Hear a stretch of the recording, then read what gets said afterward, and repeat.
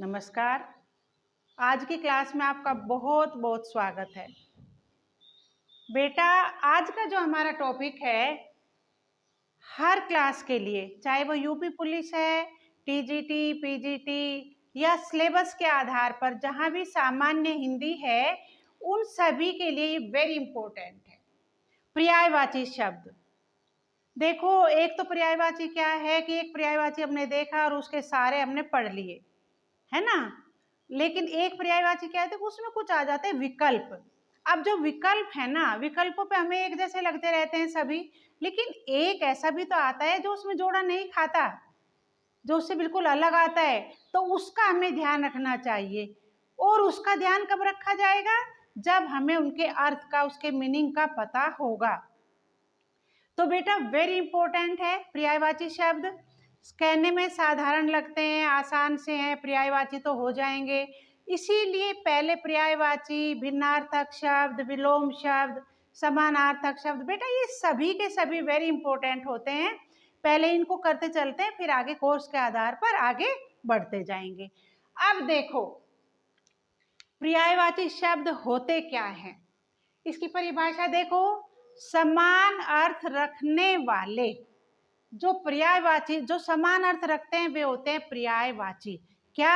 एक जैसे पर्याय, एक जैसा अर्थ सबका होता है, वे होते हैं पर्यायवाची। ठीक है बेटा। तो अब देखो कुछ इंपॉर्टेंट क्वेश्चन है, वेरी इंपॉर्टेंट है। ये नहीं आएंगे तो इन जैसे आएंगे, ये तो पक्का है। और कोर्स भी कितना होता है, इसी में से आपको जरूर मिलेगा। अब देखो क्वेश्चन नंबर 1, निम्न में से कौन सा शब्द अनूठा का पर्यायवाची नहीं है?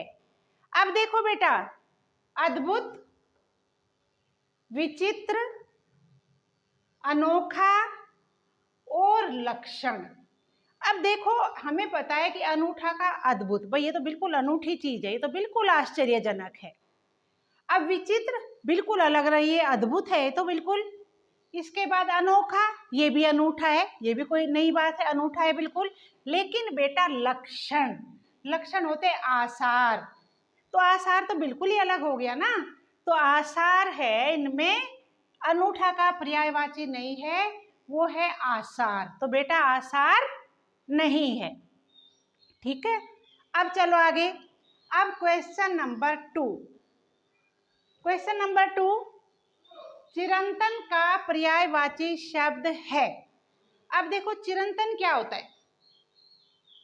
हमेशा के लिए, चिरस्थाई, तो जिसका कोई अंत नहीं है, चिरंतन, चिरस्थाई। अब इसका पर्यायवाची शब्द है, अंतिम होता है आखिरी, कटु होता है कड़वा, और स्मरणीय होता है याददाश्त, याददाश्त के लिए, यादगार के लिए, जो भी कहोगे। और शाश्वत होता है, चिरंतन और शाश्वत इसका पर्याय शब्द है। हमेशा चिरंतन रहेगा, शाश्वत रहेगा।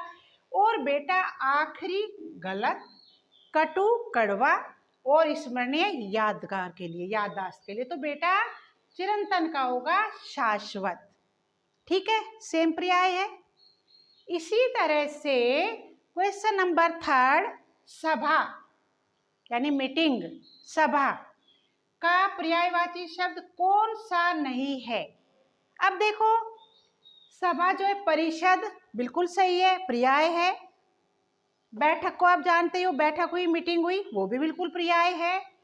और बेटा सभा का महासभा, ये भी है, बड़ी सभा है, ये भी पर्याय है।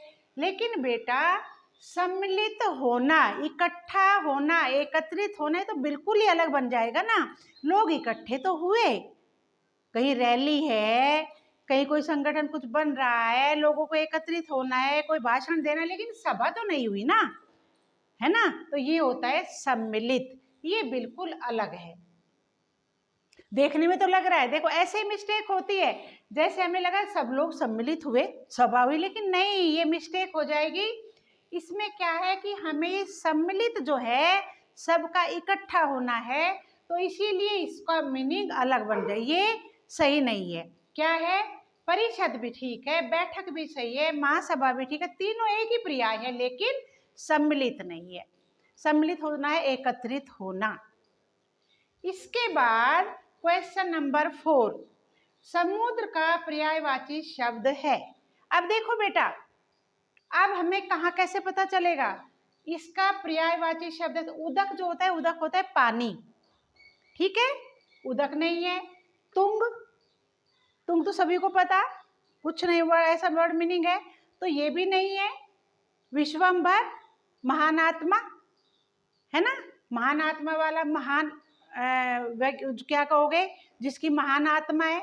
लेकिन बेटा अर्णव जो होता है समुद्र का बिल्कुल पर्यायवाची है। अर्णव जो है इसका पर्याय है समुद्र। जी, अब क्वेश्चन नंबर 5, जीव का पर्यायवाची शब्द है। अब देखो वचन बिल्कुल नहीं है। वचन क्या है? बोलना, या आप चले जाओ एक वचन बहुवचन, तुम्हारी मर्जी है। वचन होते हैं बोलना, ध्वनि, आवाज, है ना। जीव आप जानते हो, जीव जंतु। लेकिन जो रसना है, जीव जो स्वाद लेती है, तो रसना पर्यायवाची शब्द है जीव का। जिस जीव का पर्यायवाची रसना, वो रस लेती है, वो बताती है कड़वा है, कशैला है, मीठा है ना, नमकीन है, जो भी है। अब इसी तरह से जीव का हो गया रसना। क्वेश्चन नंबर 6, कालिंदी का पर्यायवाची शब्द क्या है? ए सरस्वती है, बी लक्ष्मी है, या सी गंगा है, या डी यमुना। अब देखो 10th क्लास में कालिंदी कूल कदम की डारन, क्या कृष्ण भगवान जी कहाँ है? कालिंदी नदी के किनारे कदम के पेड़ पर बैठे। तो ये चीजें उसी समय दिमाग में लानी चाहिए कि कालिंदी क्या है वहां पर? यमुना। अब देखो पर्यायवाची शब्द के कालिंदी जो है वो यमुना है। कहाँ? वृंदावन में है। नाम तो कहीं भी रखे गए उनके उसके यमुना के, लेकिन सरस्वती नहीं है, लक्ष्मी बिल्कुल ही नहीं है, गंगा भी नहीं है। तो क्या है? कालिंदी का एक पर्यायवाची यमुना, क्योंकि वृंदावन में देखो वहां पर कालिंदी कूल कदम के डारन जो कहा गया है वही है कि यमुना के किनारे पर कदम का पेड़ है, जहां पर कृष्ण भगवान जी बांसुरी बजाते थे। तो इससे हम अंदाजा लगा सकते हैं कि यमुना, जब पढ़ते हैं ना कहीं दिमाग में लिया करो, सारा वही आ जाता है 10th तक का ही, है ना, 11th तक का आ जाता है। 12th में जाके तो मीडिया वगैरह है, उसमें थोड़ा चेंज आ जाता है।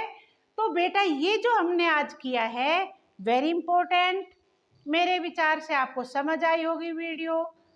कल फिर क्लास लेते हैं, तब तक के लिए आप मेरे चैनल को सब्सक्राइब कीजिए, वीडियो शेयर कीजिए। आपका बहुत बहुत धन्यवाद।